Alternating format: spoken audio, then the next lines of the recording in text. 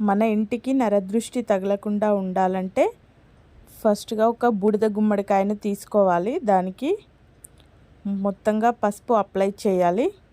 కొంచెం వాటర్ కలుపుకొని అప్లై చేసేసుకోవాలి.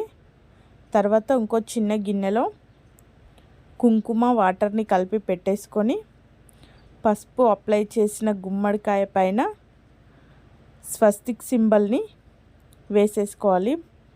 మరో పక్క ఓం సింబల్ని వేసుకోవాలి.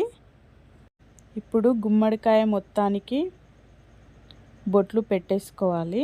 గ్యాప్ లేకుండా మొత్తం పెట్టేసేయాలి. పెట్టేసిన తర్వాత హారతి ఇచ్చేసి ఇంటి గుమ్మానికి ముందు కట్టేసేయాలి.